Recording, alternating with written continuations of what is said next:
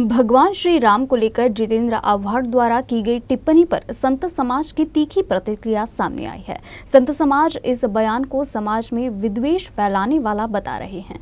वारकरी संप्रदाय के संत श्री राम जोशी का कहना है कि वाल्मीकि रामायण के जिस शब्द का अर्थ लेकर आव्हाड ने ये बात कही है, संस्कृत में उसका अर्थ अलग है। इसे समझने की मानसिकता आव्हाड की नहीं है। 22 जनवरी को अयोध्या में होने वाले श्री राम जन्मभूमि तीर्थ क्षेत्र के प्राण प्रतिष्ठा और मंदिर के उद्घाटन की चर्चा देश भर में इन दिनों जोरों पर है। लेकिन इसी चर्चा के बीच महाराष्ट्र में एक विवाद खड़ा हो गया है। ये विवाद खड़ा हुआ है राष्ट्रवादी कांग्रेस पार्टी शरद पवार गुट के नेता जितेंद्र आव्हाड के एक बयान पर, जो उन्होंने भगवान श्री राम को लेकर दिया है।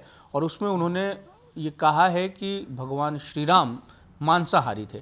इसी पर अधिक बातचीत करने के लिए हमारे साथ श्री राम जोशी हैं। आप धर्म प्रचारक हैं और वारकरी संप्रदाय से जुड़े हुए हैं। जितेंद्र आव्हाड ने अपनी जो बात रखी थी उसके रेफरेंस में एक ये कहा है कि वाल्मीकि रामायण में इस तरीके का जिक्र है। तो हम श्री राम जोशी से बात करते हैं और उनसे ये जानने की कोशिश करते हैं कि क्या वाल्मीकि रामायण में इस तरीके का कोई बात कही गई है जो ये प्रमाणित करता हो कि भगवान श्री राम मांसाहार का सेवन करते हैं। सर, महाराज, आपने हमको समय दिया बातचीत करने के लिए, आपका बहुत बहुत धन्यवाद। जो ये पूरा विवाद है, इसको लेकर आप क्या सोचते हैं, जानते हैं? आपने वाल्मीकि रामायण भी पढ़ी होगी, तुलसीदास कृत रामायण भी पढ़ी होगी, कहीं ऐसा जिक्र है? किसी भी रामायण में मांसाहार का उल्लेख नहीं है।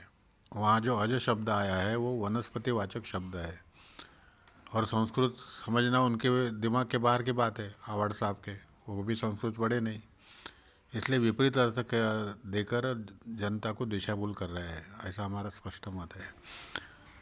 प्रभु रामचंद्र जी का जीवन यदि हम देखेंगे तो उसमें चारित्र संपन्नता ये प्रमुख गुण है। वाल्मीकि जी ने जब नारद जी को प्रश्न किया कि ऐसे व्यक्ति का चरित्र मैं गाना चाहता हूँ जो चारित्र संपन्न है, कोनस्मिन सांप्रतम लोके, यहाँ से रामायण का शुरुआत है। गुणवान कश्य वीर्यवान धर्मज्ञश्च कृतज्ञश्च सत्यवाक्यो दृढ़व्रता चारित्रे नचको युक्तः, ऐसा शब्द वहाँ आया है कि जिनका चारित्र उज्ज्वल है ऐसी व्यक्ति का मैं गुणगान करूँगा।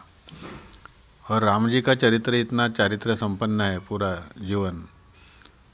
उनकी 54 पीढ़ियों ने ये आदर्श संभाला है, किसी ने भी मांसाहार नहीं किया।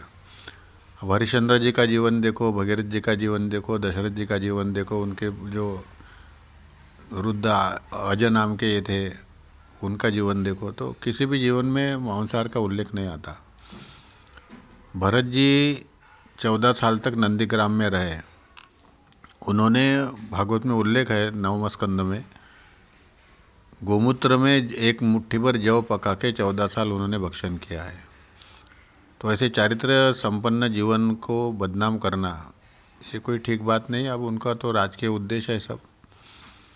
दूसरा प्रमाण ये मिलता है कि जब दशरथ जी के निधन का समाचार प्रभु को मिला भरत जी के द्वारा, तो पिताजी को पिंडदान करना था, तो उन्होंने स्नान करके इंगुदी नाम के वृक्ष का फल बुलाया और वो फल का गुदा निकाल के उसका पिंडदान किया, ऐसा उल्लेख है। अब दशरथ जी यदि मांसाहारी होते तो राम जी तो उनको मांसाहार का ही नैवेद्य समर्पण करते, वो भी उल्लेख नहीं है।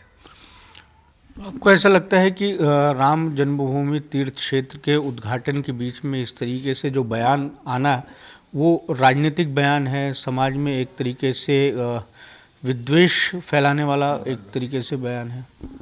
आज तक उन्होंने ये काम किया है, उनके महानेता भी वही काम कर रहे हैं, समाज में विघटन करने का। उनका अनुसरण वो कर रहे हैं।